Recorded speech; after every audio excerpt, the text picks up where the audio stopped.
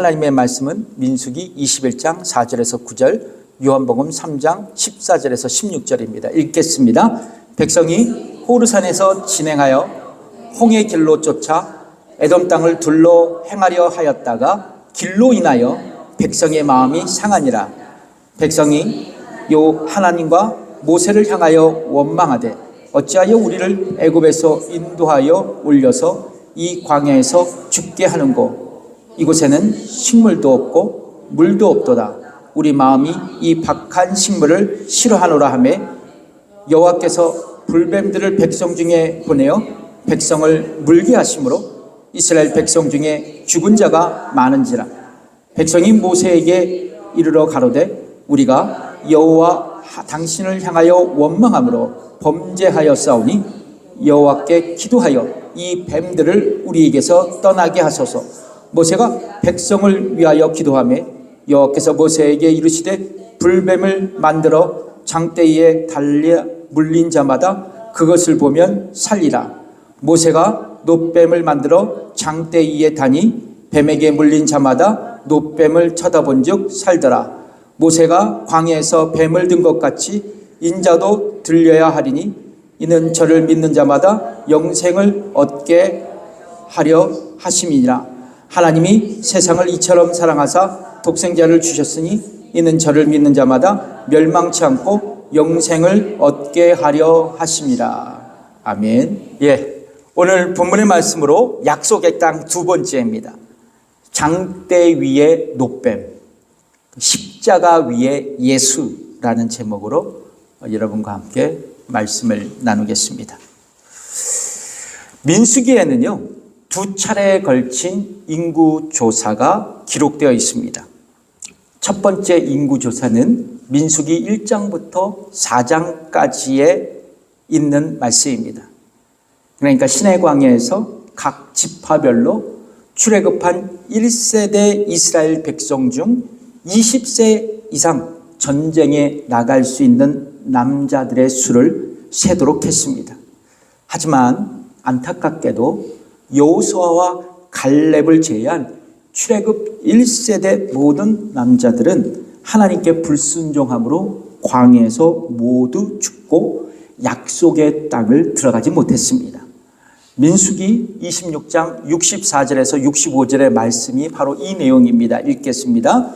모세와 제사장 아론이 시내 광야에서 계수한 이스라엘 자손은 한 사람도 들지 못하였으니 이는 여호와께서 그들에게 대하여 말씀하시기를 그들이 반드시 광야에서 죽으리라 하셨습니다. 이러므로 여분네의 아들 갈렙과 눈의 아들 여호수아 외에는 한 사람도 남지 아니하였더라. 이후 두 번째 인구조사는 민수기 26장에서 이루어졌습니다. 민수기 몇 장이요? 26장. 이번에는 이전 세대가 광야에서 모두 죽은 이후 모압 평지에서 하나님의 명령에 따라 모세가 새로운 세대 20세 이상의 남자들을 대상으로 인구조사를 했습니다.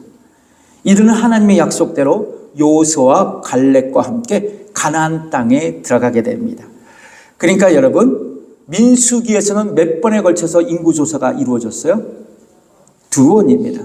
그래서 이 두 번의 인구조사가 민수기의 전체의 흐름을 이루고 있기 때문에 전통적으로 민수기를 Numbers, 숫자의 책이라고 이름을 붙였습니다. 그런데 원래 히브리어 구약 성경에서는 민수기 1장 1절의 첫 단어인 베미드바르 넘겨주실래요? 한번 읽어보세요. 시작. 베미드바르. 번역하면 이거 광야에서라는 단어예요. 광야에서. 이 단어를 민수기의 책 제목으로 사용했습니다. 한번 민수기 1장 1절을 읽어볼까요? 시작. 이스라엘 자손이 애굽 땅에서 나온 후 제2년 2월 1일에 여호와께서 시내 광야 회막에서 모세에게 일러 가라사대. 뭐라고 말씀합니까?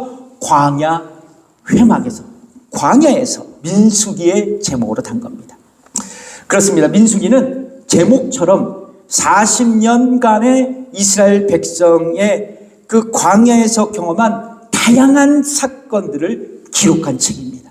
광야에서 경험한 모든 일들을 기록한 책이에요. 특별히 민수기 20장에서 21장까지는 이스라엘 백성의 40년간의 광야 생활이 끝나갈 무렵이었습니다. 그 무렵 가데스 바네아로부터 모압 평지까지 이르기까지 그 여정을 기록해 놓은 부분입니다. 자, 가데스 바네아에 머무는 동안 모세의 누이 미리암은 세상을 떠났고 이제 이스라엘 백성은 물이 부족해서 갈증에 시달리면서 모세와 아론을 원망하게 됩니다. 모세는 이들의 불평에 분노했고 하나님께서는 이스라엘 백성 앞에서 말로써 바위에서 물을 내라고 명령하셨지만 모세는 그의 분을 이기지 못하고 지팡이를 바위로 2번을 쳐서 물을 내는 불순종의 행동을 보였습니다. 이 일로 인해서 모세와 아론은 약속의 땅에 들어가지 못했고 그리고 아론은 얼마 지나지 않아서 123세의 나이로 이 호르산에서 죽음을 맞이하게 됐습니다. 이스라엘 백성은 그를 위해서 30일 동안 애곡하며 장례를 치루어 주었습니다. 이후 이스라엘 백성들은 가나안 땅에 들어가기 위해서 에돔 땅을 지나가야 했지만 에돔 왕은 그들의 요청을 거절했습니다. 왜냐하면 이스라엘 백성은 에돔의 영토와 자원을 위협할 수 있는 참 두려운 집단이었기 때문이었습니다. 결국 이스라엘 백성은 에돔 땅을 우회해서 홍해의 길, 여러분 보시다시피 밑으로 쭉 내려가잖아요. 홍해의 길, 그 남쪽 길을 우회해서 남쪽 광야의 길은 에시온 게벨로 향해 돌아가는 여정을 선택하게 됩니다. 이런 와중에 돌아갔죠. 쭉 내려가서 광야를 돌아가는 그 와중에 가나안 족속 중 아랏 족속들이 자신들에게 위협이 되는 이스라엘 백성들을 견제하고자 이스라엘 백성 몇 사람을 납치해 갑니다. 아랏 사람의 공격을 받은 이스라엘 백성은요, 만일 아랏 백성을 자신들의 손에 붙이시면 그들의 성읍을 면하겠다고 여호와 하나님께 서원을 합니다. 하나님은 이스라엘 백성의 소원을 들으시고 가나안 사람들을 그들의 손에 넘겨주시고 이스라엘 백성은 아랏 사람들과 그들의 성읍을 다 멸하고 그들에게 전쟁에서 승리를 거두게 됩니다. 그리고 그 지역의 이름을 파멸이라는 뜻으로 호르마라고 명명하였습니다. 호르마, 파멸. 이제 이스라엘 백성은 호르산에서 출발해요 홍해의 길을 따라 에돔 땅을 우회해서 험난한 광야의 길로 들어가게 됐습니다. 방금 전에도 말씀드렸지만 에돔을 우회해 남쪽으로 내려가는 광야의 길인 에시온 게벨로 가게 되었습니다. 그러나 그 광야의 길은 만만치 않았습니다. 먹을 양식도 마실 물도 없는 극한의 환경을 갖고 있었던 광야였습니다. 그래서 마음이 상한 이스라엘 백성들 사이에서 불평과 원망이 터져나왔고 이로 인해 하나님께서는 불뱀들을 보내셔서 이스라엘 백성을 물게 하셨고 많은 이들이 이 광야에서 죽고 말았습니다. 그러나 모세의 중보로 하나님은 놋뱀을 만들어 장대에 달아 그것을 쳐다보는 자마다 살게 하라는 처방을 내리셨습니다. 자, 그렇다면 오늘 본문에 기록된 놋뱀 사건을 통해 우리는 어떤 영적인 교훈을 얻을 수 있을까요? 첫 번째입니다. 불평에 대한 레슨입니다. 불평에 대한 레슨. 이스라엘 백성이 가나안 남쪽을 향해 가고 있을 때 그곳에 살고 있던 아랍 사람들의 기습을 당합니다. 그리고 몇 명의 사람들이 포로로 끌려가요. 아랏 사람들에게 기습을 당한 이스라엘 백성들은요, 하나님께 그 성읍을 넘겨주시면 그것들을 멸하겠다고 서원합니다. 소원의 기도를 드렸어요. 이 얘기가 뭐냐면, 즉 헤렘 전쟁을 하겠다는 소원이에요. 헤렘 전쟁. 여러분 보시다시피 헤렘은 하나님께 온전히 그 지역과 그 지역 안에 있는 모든 물건을 드리기 위해서 전쟁을 선포하겠다는 것입니다. 하나님을 위해 전쟁을 하겠다는 거예요. 그게 헤렘 전쟁입니다. 진멸하겠다는 것입니다. 이스라엘 백성은 여리고성을 공격할 때에도 이 헤렘 전쟁을 소원했는데요. 여러분 여호수아 6장 17절 상반절을 읽어볼까요? 시작. 이 성과 그 가운데 모든 물건은 여호와께 바치되 요게 헤렘 전쟁입니다. 자, 이스라엘 백성은 하나님께 소원하고 아랏 사람들과의 전쟁에서 승리하게 됩니다. 민수기 21장 3절 읽어보겠습니다. 시작. 이스라엘의 소리를 들으시고 가나안 사람을 붙이시매 그들과 그 성읍을 다 멸하니라. 헤렘 전쟁을 했다는 거예요. 여러분, 이스라엘 백성의 승리의 원인이 어디에 있었습니까? 어디에 있었죠? 하나님께서 가나안 사람을 이스라엘 백성들의 손에 붙이셨기 때문입니다. 여기서 가나안 사람들을 붙이셨다는 것은 이스라엘 백성들에게 승리를 허락하셨다는 의미예요. 그러니까 이스라엘 백성은 가나안 사람들과의 첫 번째 대면이었어요. 첫 번째 전쟁에서 하나님의 도우심으로 승리하셨다는 겁니다. 이스라엘 백성은 승리하였다라는 거예요. 그럼 첫 번째 전쟁에서 승리하였다면, 하나님께서 그렇게 도와주셨다면 가나안 정복 내내 하나님을 붙들고 의지하면 그 전쟁은 승리가 보장되는 것입니다. 자, 민수기 21장에 보면 이스라엘 백성은 이 바로 승리의 감격 속에서 호르산을 출발하여 에돔 땅을 돌아서 남쪽으로 내려가는 홍해의 길, 방금 전에도 말씀드렸죠. 에시온 게벨로 우회하려고 했습니다. 에돔 땅을 통과하지 못하고 에시온 게벨로 그 땅을 우회하는 거예요. 그러나 그 광야의 길은 너무나도 험하고 길었고 이미 수십 년 동안 광야에서 방황한 이스라엘 백성들에게 또다시 돌아가는 그 험난한 광야의 길은 그들의 인내를 시험했습니다. 또 돌아가, 또 도네. 결국 이스라엘 백성의 마음이 상하고 지치고 육신적으로 피곤할 뿐만 아니라 정신적으로도 낙심과 좌절을 직면하게 됩니다. 그 사실은 민수기 21장 4절의 말씀이죠. 읽어보겠습니다. 백성이 호르산에서 진행하여 홍해의 길로 쫓아 에돔 땅을 둘러 행하려 하였다가 길로 인하여 백성의 마음이 상하니라. 이처럼 인내의 한계에 다다른 이스라엘 백성은 결국 불평을 쏟아냈습니다. 바로 뒷절이죠. 민수기 21장 5절의 말씀을 읽겠습니다. 백성이 하나님과 모세를 향하여 원망하되 어찌하여 우리를 애굽에서 인도하여 올려서 이 광야에서 죽게 하는고 이곳에는 식물도 없고 물도 없도다. 우리 마음이 이 박한 식물을 싫어하노라 하매.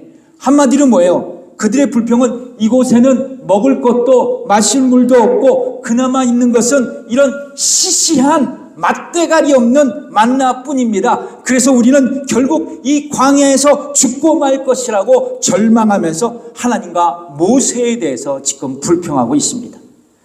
성도 여러분, 40년 동안 이스라엘 백성의 광야 생활을 우리가 관찰해 보면 반복되는 패턴들이 있었어요.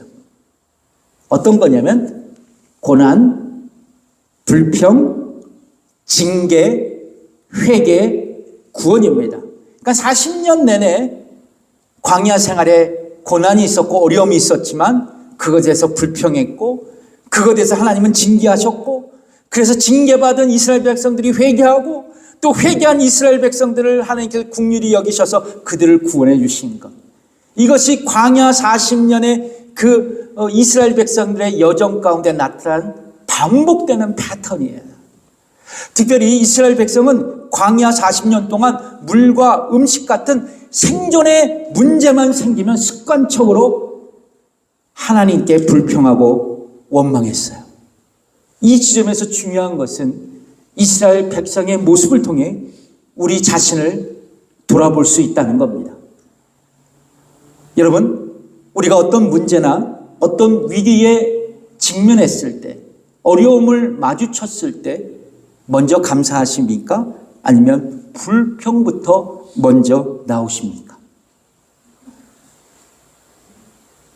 맨날 찔리는 얘기만 해서 싫죠. 예.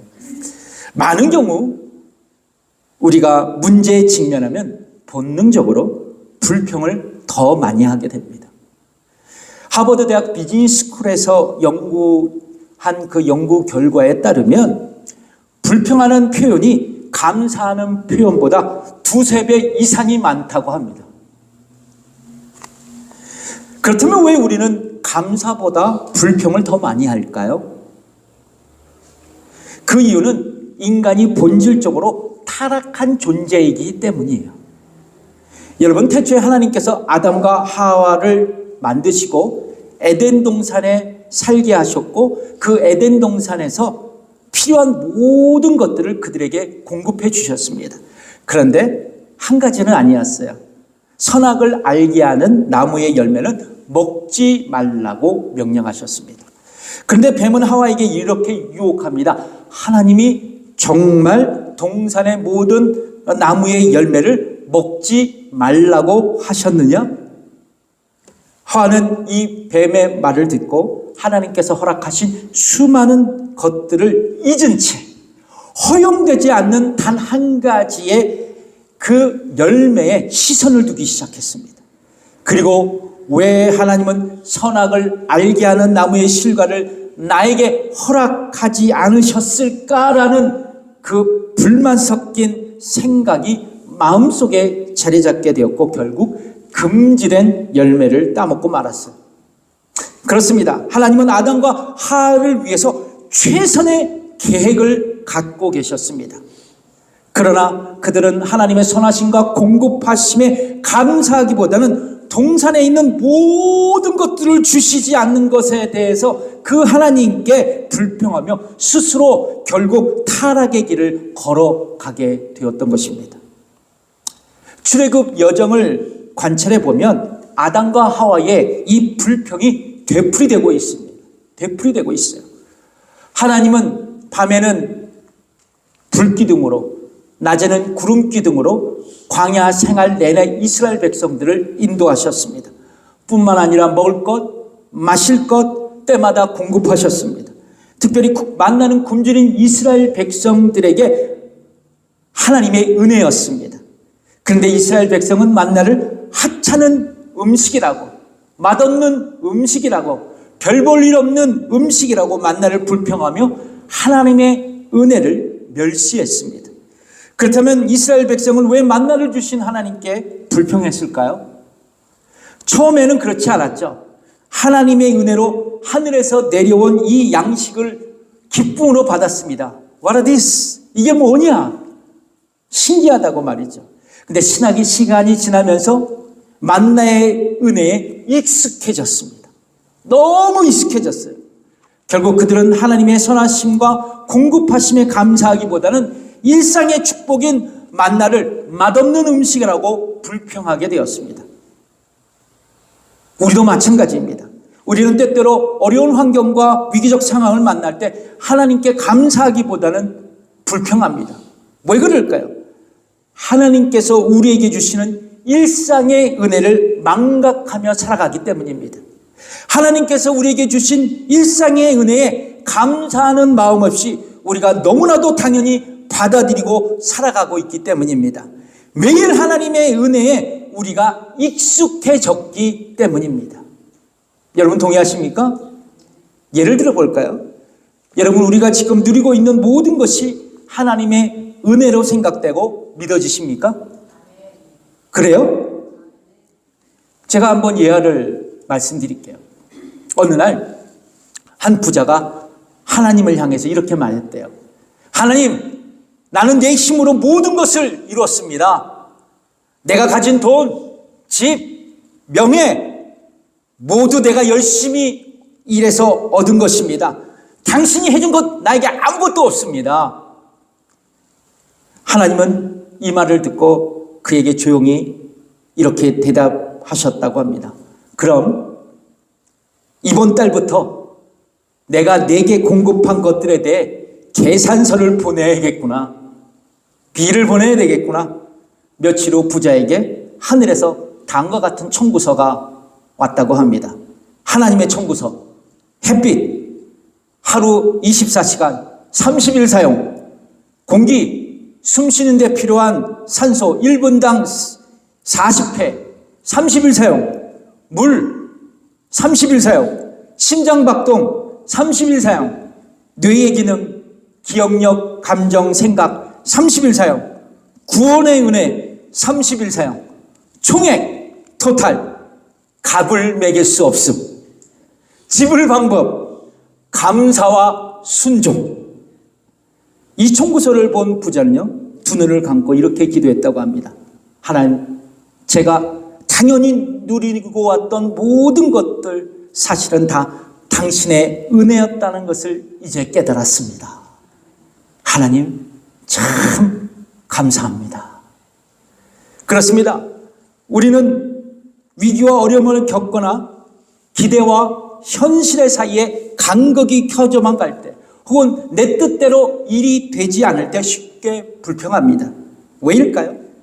그것은 바로 내가 지금 누리고 있는 하나님의 은혜를 깨닫지 못하고 눈앞에 있는 현실만을 바라보기 때문입니다. 그러므로 여러분, 불평을 극복하기 위해서는 우리는 매일의 삶 속에서 베풀어 주시는 하나님의 은혜를 기억하며 일상에서 직면하는 고난과 역경 속에서 오히려 하나님께 감사하는 마음을 가져야 합니다. 그래서 우리는 뭐예요? 범사에 감사해요. 우리의 매일의 일상이 하나님의 은혜니까. 가끔 다가오는 역경과 고난에 하나님을 원망할 수 없어요. 우리는 더 많은 하나님의 은혜를 우리가 누리고 있다는 것입니다. 그래서 성경은 우리에게 이렇게 말씀하시죠. 데살로니가전서 5장 18절, 그 유명한 말씀입니다. 읽어보겠습니다. 시작. 범사에 감사하라. 이는 그리스도 예수 안에서 너희를 향하신 하나님의 뜻이니라. 아멘이십니까? 성도 여러분, 기억하십시오. 마귀는 우리의 불평을 가지고 하나님과 멀어지게 합니다. 즉, 불평은 인간의 단순한 감정이 아니라는 거예요. 그것은 바로 하나님께서 우리에게 주신 은혜가 충분하지 않다는 믿음 없는 선언이에요. 그 선언을 갖고 마귀는 즐겨 자신의 무기로 삼고 있습니다. 그러니까 여러분, 불평이 내게 나올 때마다 뭐를 생각하세요? 마귀가 좋아하겠구나. 역분과 알겠습니다. 불평은 마귀의 무기입니다. 옆분과 지그시 바라보시면서 째려보지 마시고 지그시 바라보면서 조심합시다. 예, 조심해야 돼요. 오늘 본문에 기록된 놋뱀 사건을 통해 우리는 어떤 영적인 교훈을 얻을 수 있을까요? 두 번째, 놋뱀에 대한 레슨입니다. 놋뱀에 대한 레슨이에요. 이제 불평하는 이스라엘 백성들에게 하나님은 불뱀을 보내어 그들을 물게 하셨고 이스라엘 백성 중에 많은 사람들이 죽게 되었습니다. 이스라엘 백성은 하나님의 진노 앞에 속수무책이었고 스스로 자신을 구원할 아무런 방법도 없었습니다. 결국 이스라엘 백성은 모세에게 살려달라고 간절히 호소했고 하나님께서는 자비를 베푸셔서 구원의 처방을 이렇게 주셨습니다. 민수기 21장 8절에서 9절 말씀 읽겠습니다. 불뱀을 만들어 장대에 달라 물린 자마다 그것을 보면 살리라. 모세가 놋뱀을 만들어 장대에 다니 뱀에게 물린 자마다 놋뱀을 쳐다본 즉 살더라. 여러분, 하나님의 처방은 복잡했어요? 단순했습니까?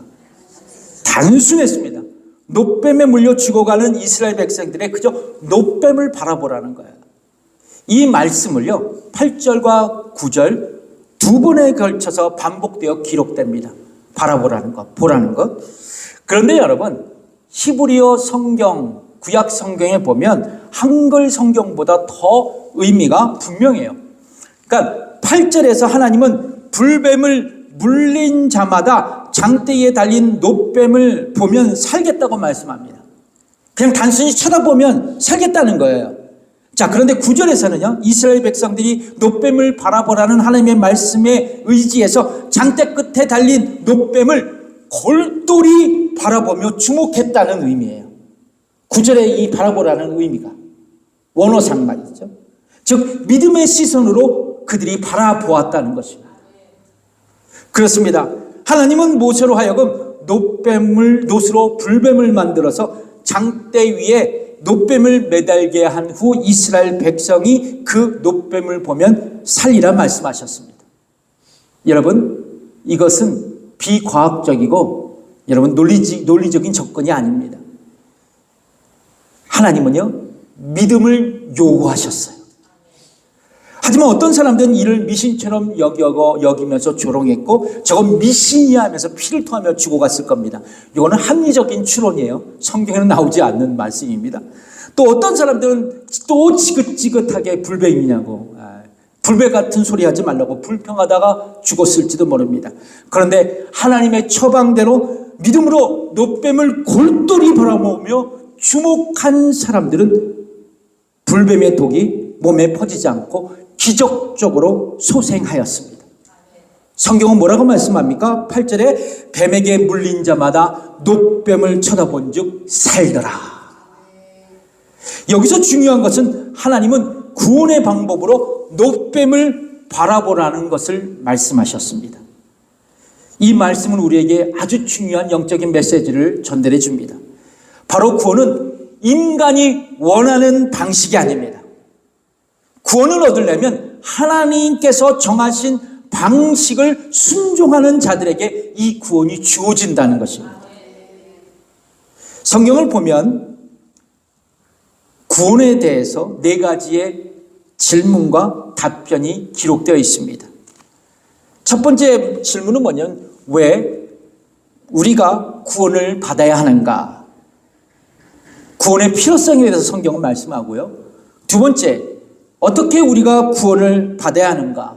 구원의 방법, 구원의 방편에 대해서 말씀하고 있고요. 세 번째, 구원받은 이후 우리는 어떻게 살아야 하는가? 구원의 적용 말씀하고 있고요. 네 번째, 구원받은 우리는 마지막 때 어떻게 준비하며 살아가야 하는가? 구원의 완성을 성경은 우리에게 말씀해 줍니다. 이 4가지예요. 자, 이상의 4가지의 질문은 우리가 경험하는 구원의 여정이라고도 할 수 있습니다. 흥미로운 것은 예수님께서 니고데모에게 바로 이 놋뱀 사건을 이용하면서 우리가 어떻게 구원을 받는 것인가에 대해서 자세하게 설명해 주고 계십니다. 요한복음 3장 14절에서 15절에 있는 말씀입니다. 읽어볼까요? 시작. 모세가 광야에서 뱀을 든 것 같이 인자도 들려야 하리니 이는 저를 믿는 자마다 영생을 얻게 하려 하심이니라. 예수님은 이 말씀을 통해 당신 자신의 십자가의 죽음을 예고하셨습니다. 어떻게 말씀하셨어요? 모세가 광야에서 뱀을 든 것 같이 당신도 십자가 위에서 들려야 한다고 말입니다. 아무런 죄가 없는 예수님께서 저와 여러분의 죄를 속죄하시기 위해 우리가 받을 죄의 형벌을 대신 담당하시기 위해 십자가 위에 달려 죽으셔야만 했다는 것입니다. 그 결과 우리는 죄에 대해 죽고 하나님의 앞에서 의롭게 여겨져 구원을 얻게 되었다라는 거예요. 예수님의 제자 베드로는 이렇게 말하고 있습니다. 베드로전서 2장 24절의 말씀이죠. 읽어보겠습니다. 친히 나무에 달려 그 몸으로 우리 죄를 담당하셨으니 이는 우리로 죄에 대하여 죽고 의에 대하여 살게 하려 하심이라. 저같이 찌기만임으로 너희는 나음을 얻었나니.